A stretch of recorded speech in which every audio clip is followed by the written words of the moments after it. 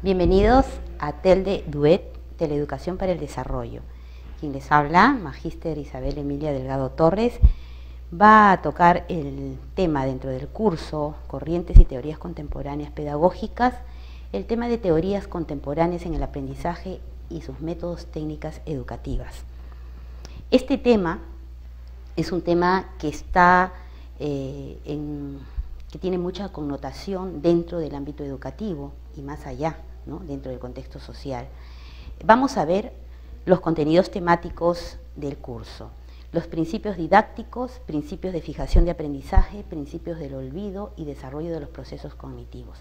Estos principios, ¿no? Y aunado a ello el desarrollo de los procesos cognitivos, son temas puntuales. ¿Por qué?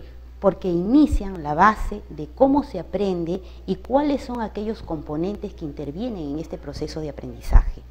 Y generalmente tenemos que puntualizar nosotros los educadores aquellos principios básicos de todo momento educativo.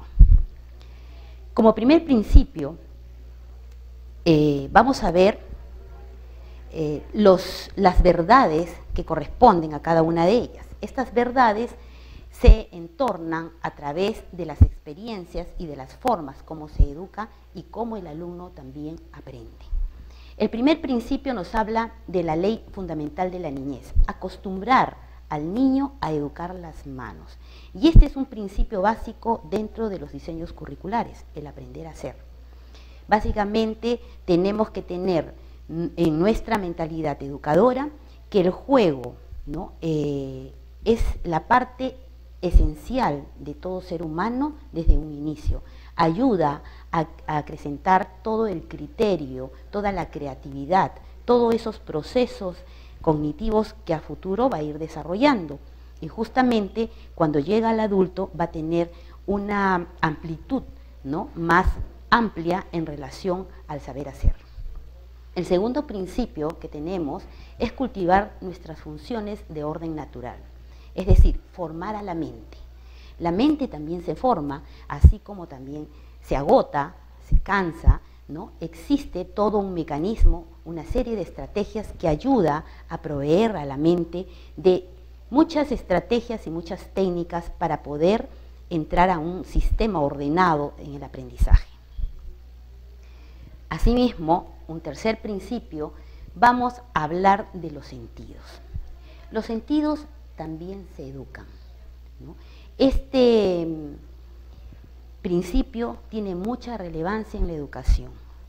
En ciertas épocas o en décadas pasadas, el aprendizaje se llevaba a través del facilismo, o sea, todo se le daba al alumno ya elaborado. Hoy en día estamos hablando de un aprendizaje constructivista.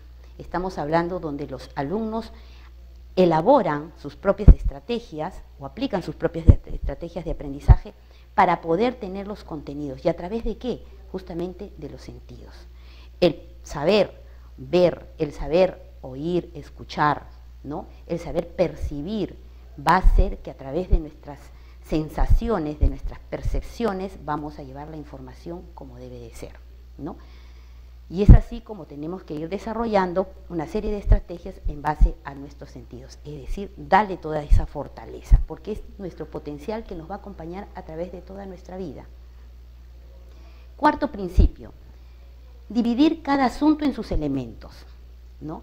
Es decir, que las dificultades que se van presentando dentro del proceso de aprendizaje, el niño tiene que ir descubriéndolas, pero de una medida que conlleve a generar en él un sistema escalonado. ¿Qué quiere decir?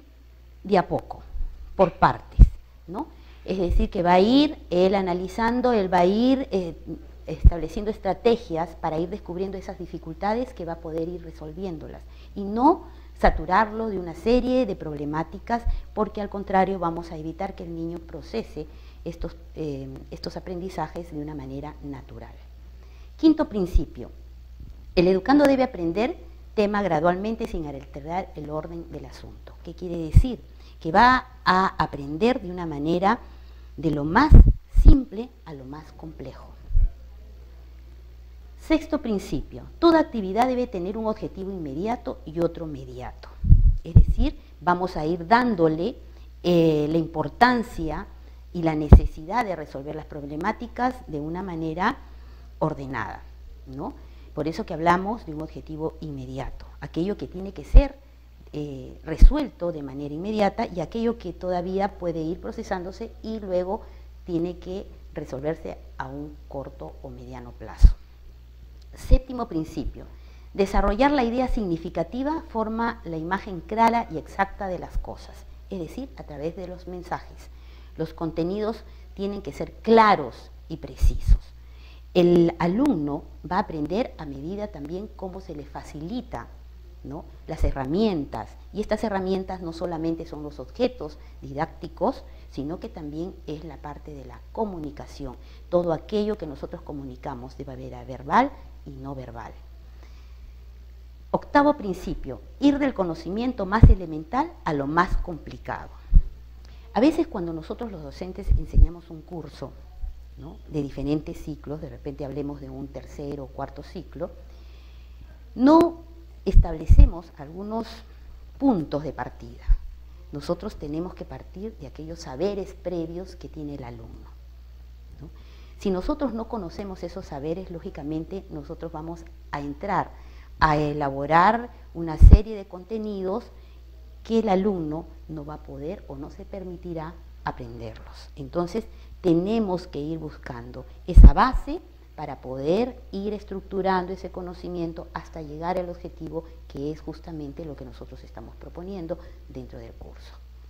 Noveno principio, primero la síntesis y después el análisis. Ojo, aquí estamos refiriéndonos a una década anterior, a un sistema tradicional. Un ejemplo claro, cuando nosotros aprendemos la lectoescritura, generalmente buscamos las herramientas que se inician de la síntesis, ¿no? Cuando decimos, primero enseñamos las letras, las sílabas, la palabra y las frases. Estamos entrando en una síntesis de las partes hacia el todo, ¿no? Hoy en día, con nuevas estrategias, con una mirada distinta a lo que es la pedagogía, y estamos hablando en sí también de una manera de conducirnos de una manera natural dentro de lo que es el conocimiento, tenemos que hablar desde un aprendizaje global.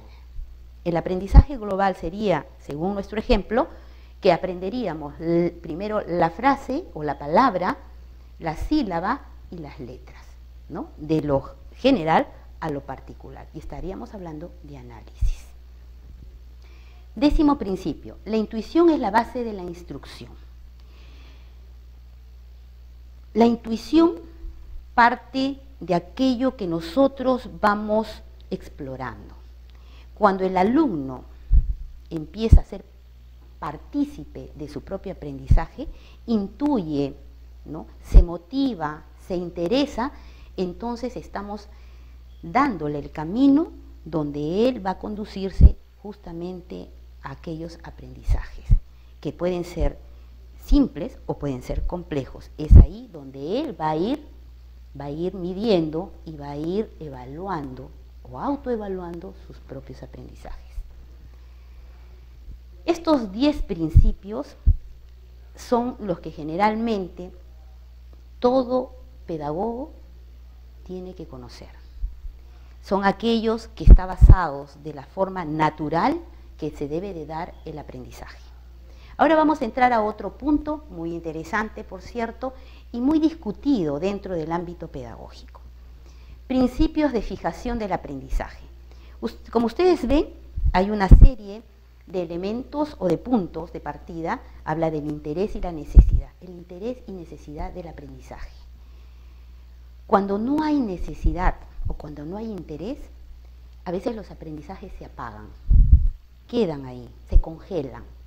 Pero cuando el ser humano tiene la necesidad de buscar, la necesidad de enterarse, la necesidad de aprender, es decir, vamos a tener un punto de partida donde vamos a iniciar todo este proceso, Y es eso lo que justamente tenemos que abordar dentro de nuestros alumnos, el interés y que tengan esa necesidad de aprender. Tareas de recordar. Para poder recordar es otro aspecto que a veces se encuentra como una debilidad dentro de la población educativa, ¿no? A veces los maestros dicen, ay, este chico no recuerda, este chico no aprende, este alumno está olvidando mucho, ¿no? Que vamos a ver más adelante este tema también del olvido. Es decir, existen algunas estrategias y algunas estrategias también que el docente puede ir desarrollando, puede ir aportando, porque es no solamente conocimiento, sino también creatividad del docente. Buscar esos puntos esenciales, ese matiz de la educación, esa salsita que tiene la educación, la pedagogía, para poder lograr que los jóvenes, los alumnos, puedan asociar sus aprendizajes y tener este punto de tarea de recordar, ¿no? Es una forma también de habituar al alumno a recordar los aprendizajes. Tiempo de fijación. Dependerá del tiempo de fijación de aquellos estímulos o de aquellos contenidos o de aquellos puntos de partida dentro del proceso de aprendizaje para que el alumno pueda también acomodar esos aprendizajes y tenerlos dentro de su mente y grabarlos, o por lo menos también, grabarlos y comprenderlos. Ese es el punto importante, ¿no? Porque al momento de comprender el alumno un aprendizaje es cuando se va a fijar este aprendizaje, ¿no? Fijación depende de actividades, así es. La fijación no solamente tenemos que esperar que el alumno lo haga por sí solo, necesita de una serie de ayudas y esas ayudas son pertinentes a la pedagogía, ¿no? Y por cierto, pues el educador, el docente, tiene que elaborar una serie de estrategias que ayuden a que esta fijación se dé. Comprender el significado. Es otro aspecto de la actividad pedagógica cuando los elementos cognitivos se dan unos sobre otros, pero no se mide si estos elementos cognitivos han sido comprendidos en el alumno. ¿Y cuándo nosotros vamos a entender de que ha habido un aprendizaje o ha habido un entendimiento o una comprensión en el alumno? No es cuando le tome una prueba oral, no va a ser cuando le tome una prueba escrita solamente, que son algunas herramientas evaluativas que nos va a dar un cierto indicador. Pero la verdadera forma de poder expectar ese aprendizaje va a ser en el cambio de comportamiento, de la actitud, ¿no? Y cuando hablo de comportamiento, estoy hablando no solamente del buen comportamiento, sino de ese comportamiento que va acompañado del conocimiento. Relación estímulos-saberes, que tiene que ser permanente. Hablamos a veces de que los estímulos tienen que ir en un inicio y después es puro conocimiento o puro abordaje pedagógico. El estímulo, las motivaciones van en todo el proceso educativo, porque es lo que va a ir prendiendo esa velita, va a ir animando al alumno, va a ir despertando al alumno a buscar los aprendizajes. Imágenes, ley del ejercicio.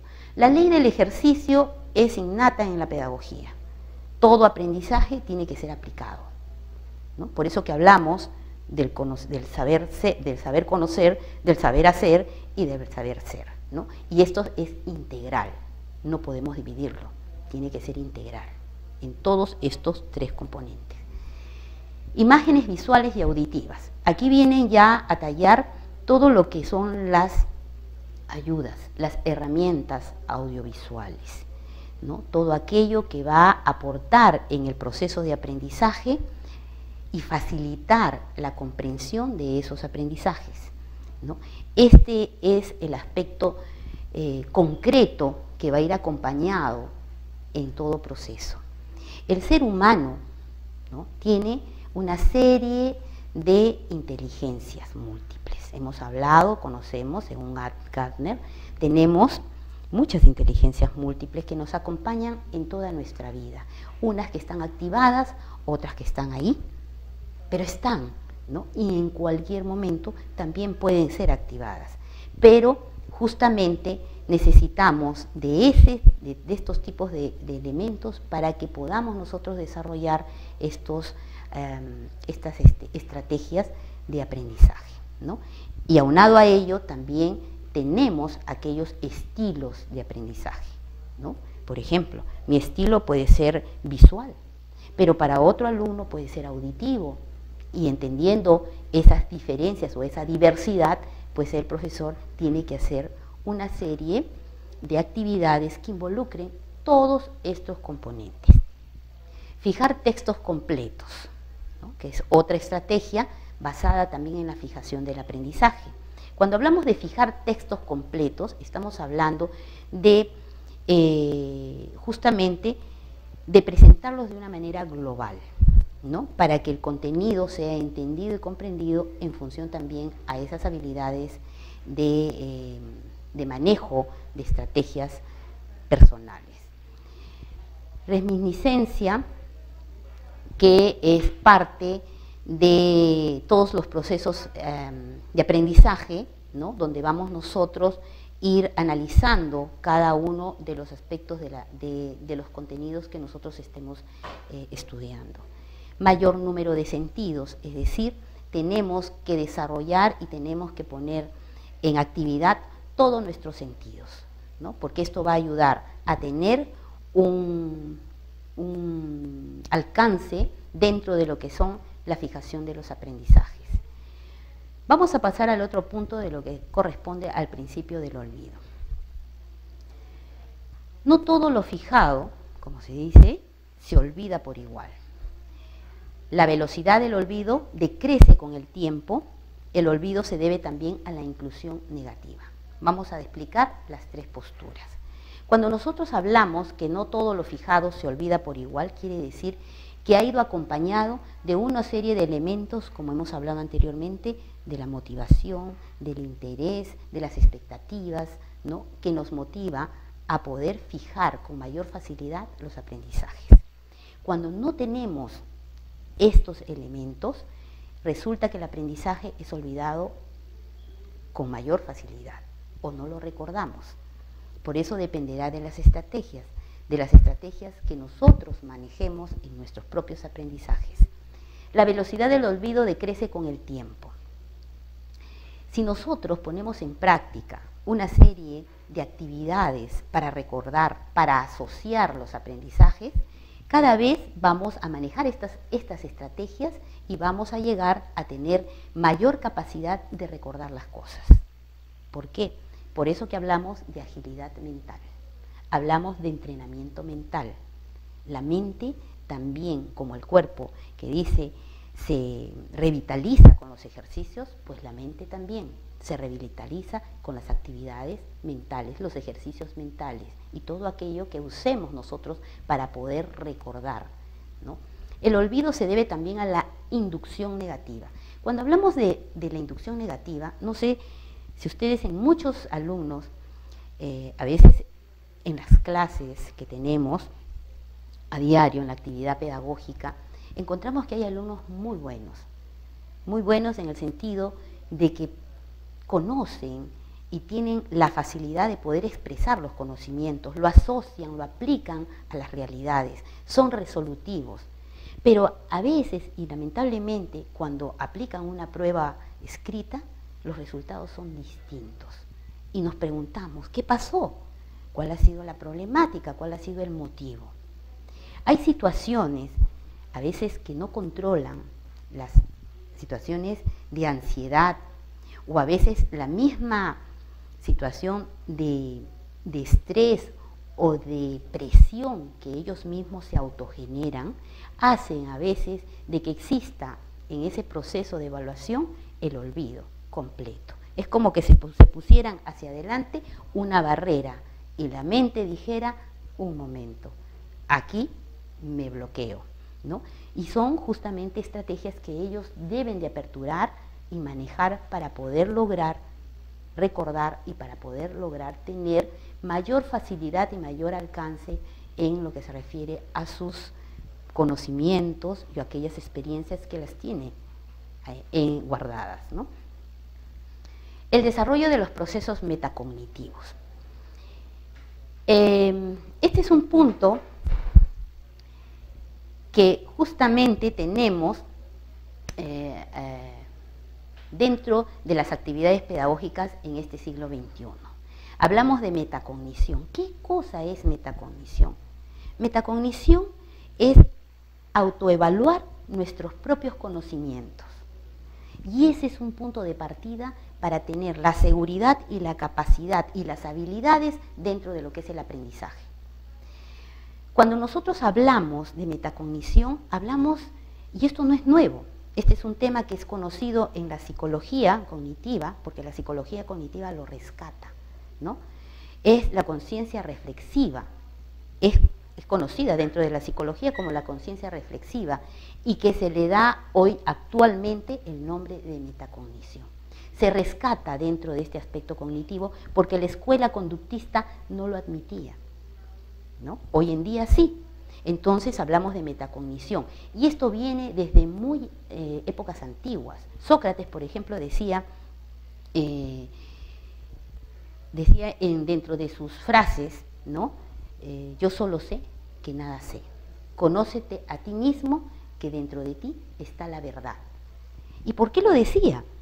Porque él estaba dándonos a conocer que nosotros como personas, como seres humanos, tenemos ese potencial y que cuando nosotros nos nutrimos de estos conocimientos, vamos generando mayor habilidad y también mayor ganas de seguir enriqueciéndonos, ¿no? O sea, no ponemos límites. Cuanto más aprendo, tengo la necesidad de aprender más. Y sin darme cuenta, voy desarrollando una serie de capacidades y habilidades, ¿no? Entonces, es ahí cuando entendamos de que yo solo sé que nada sé. Las personas muy dotadas, muy conocedoras de muchas cosas, a veces presentan esa humildad porque siempre creen de que necesitan saber más, ¿no? Y que no tienen la verdad absoluta. Entonces, habrá pues de que desarrollar esta habilidad de seguir aprendiendo, de seguir capacitándonos, de seguir siendo emprendedores dentro del conocimiento. Bien, aquí justamente tenemos las imágenes.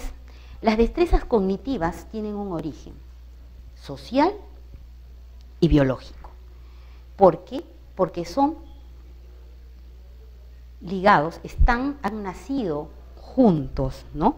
Tienen un ritmo que van ligados a lo social y a lo biológico. El ser humano no puede ser aislado de la actividad social, ni la actividad social puede estar solo sin aquel ser humano que es un ente biológico, ¿no? Y el aprendizaje es mutuo, interactivo. El indicador de la inteligencia humana en la cultura occidental tradicional. Antes se aprendía a través de aquellos conocimientos memorísticos. Hoy el aprendizaje está entrando en la comprensión de esos conocimientos y no queda ahí, sino que esos conocimientos tienen que ser utilizados, usados dentro de lo que se refiere a resolver problemas, ¿no? La resolución de problemas es importante porque para eso se está uno preparando, para eso uno aprende, para eso uno adquiere una carrera profesional. Es para ser partícipe y ser un ente colaborador dentro del contexto social. Aquí vemos, por ejemplo, cambiar formas tradicionales de enseñar. ¿A qué se refiere? Autoevaluarse, ¿no? Reflexionar, criticar, comprender. Son aprendizajes significativos que van a dar finalmente un resultado dentro de nuestras actividades de aprendizaje, ¿no? Antecedentes de la filosofía clásica, hemos hablado de conciencia, hemos hablado de los aspectos, de los puntos principales que nos habló Sócrates dentro de sus frases muy célebres, ¿no? Y que conlleva pues a ese potencial humano dentro de lo que es el aprendizaje y que es parte de nosotros mismos. La metacognición, la autoevaluación, potencialidades y deficiencias, ¿no? Uno se autoevalúa, conoce sus fortalezas y conoce sus debilidades. Si conocemos nuestras fortalezas, seguimos adelante. Si conocemos nuestras debilidades, nos retroalimentamos, generamos nuevos conocimientos y restablecemos ese aprendizaje. Las estrategias metacognitivas están ahora y dentro de todo lo que son los diseños curriculares. Los diseños nacionales dentro de las políticas educativas marcan precisión dentro de este aspecto de la autoevaluación. El alumno tiene que tener un perfil, ¿no? Un perfil, sale de la escuela secundaria, sale de la escuela primaria y finalmente de la universidad con competencias, con capacidades, ¿no? Con un potencial, con innovación, son innovadores, son críticos, ¿no? Y todos ellos, esas habilidades van a ser aportadas dentro de una sociedad. Bien, hay capacidades también que deben de ser formadas, ¿no? Y algunas que van acompañadas de una serie de habilidades. Por ejemplo, aquí en el cuadro ustedes pueden apreciar las estrategias de planificación que van con una serie de habilidades, las estrategias de supervisión y las estrategias de evaluación, ¿no? Y que básicamente están consideradas dentro de lo que es la metacognición. En las aplicaciones de la metacognición, básicamente están dentro de todo ser humano. Tienen que ser aplicadas en los conocimientos, en las escuelas, en todo momento, porque estas son habilidades que parten en los procesos de aprendizaje. Y el aprendizaje no está solamente en una institución educativa, está en todo momento de nuestra vida, en la interacción social que tenemos, en el trabajo, en el hogar, en la sociedad. Solo la mente humana tiene naturaleza metacognitiva debido a su origen social, tal así lo plantea Vygotsky. La conciencia es el encuentro social consigo mismo, ¿no? Entonces somos seres superiores porque no solamente aprendemos a solucionar problemas, ¿no? Problemas complejos, sino que también abordamos dentro e interactuamos dentro de una sociedad. Hay una pregunta que a veces nos hacemos. ¿Y la metacognición se educa? Por supuesto. La metacognición se puede desarrollar y se va habituando a un desarrollo estratégico. ¿Basado en qué? En las inteligencias, en nuestras características, en nuestros componentes propios como personas, ¿no? Y aquí entra a tallar también puntualmente nuestros estilos y nuestros ritmos de aprendizaje. ¿Cuántos de nosotros o cuántos de ustedes conocen qué estilo de aprendizaje tienen? ¿Qué ritmo de aprendizaje tienen? Eso es muy importante conocer. Y primero, para poder evaluar a un alumno, tengo que empezar a autoevaluarme como docente. ¿Tengo esas capacidades? ¿Tengo esas habilidades? ¿Tengo que fortalecerlas? ¿Tengo que educarlas? Esas preguntas se las dejo a ustedes.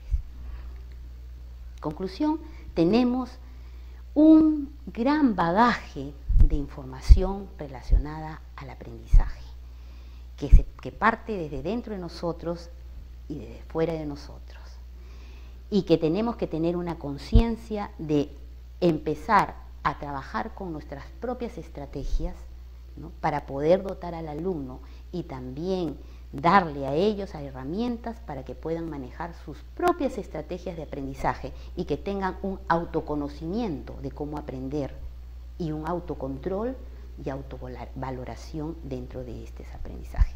Por eso que hablamos de una educación integral. Muchas gracias, me despido, su servidora. Didácticos, principios de fijación de aprendizaje, principios del olvido y desarrollo de los procesos cognitivos. Estos principios, ¿no? Y aunado a ello, el desarrollo de los procesos cognitivos, son temas puntuales. ¿Por qué? Porque inician la base de cómo se aprende y cuáles son aquellos componentes que intervienen en este proceso de aprendizaje.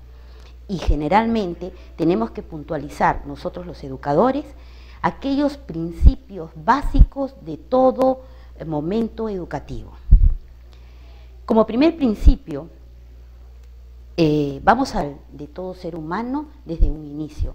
Ayuda a acrecentar todo el criterio, toda la creatividad, todos esos procesos cognitivos que a futuro va a ir desarrollando. Y justamente cuando llega al adulto va a tener una amplitud, ¿no? Más amplia en relación al saber hacer. El segundo principio que tenemos es cultivar nuestras funciones de orden natural, es decir, formar a la mente. La mente también se forma, así como también se agota, se cansa, ¿no? Existe todo un mecanismo, una serie de estrategias que ayuda a proveer a la mente de muchas estrategias y muchas técnicas para poder entrar a un sistema ordenado en el aprendizaje. Asimismo, un tercer principio, vamos a hablar de los sentidos. Los sentidos también se educan, ¿no? Este principio tiene mucha relevancia en la educación.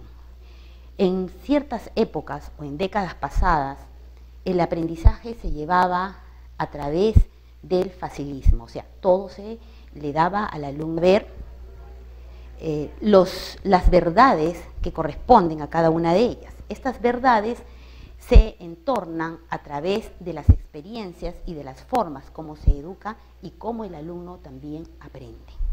El primer principio nos habla de la ley fundamental de la niñez, acostumbrar al niño a educar las manos. Y este es un principio básico dentro de los diseños curriculares, el aprender a hacer. Básicamente tenemos que tener en nuestra mentalidad educadora que el juego, ¿no? Es la parte esencial. Bienvenidos a TELDE Duet, Teleeducación para el Desarrollo. Quien les habla, Magíster Isabel Emilia Delgado Torres, va a tocar el tema dentro del curso Corrientes y Teorías Contemporáneas Pedagógicas, el tema de teorías contemporáneas en el aprendizaje y sus métodos técnicas educativas. Este tema es un tema que está que tiene mucha connotación dentro del ámbito educativo y más allá, ¿no? Dentro del contexto social. Vamos a ver los contenidos temáticos del curso, los principios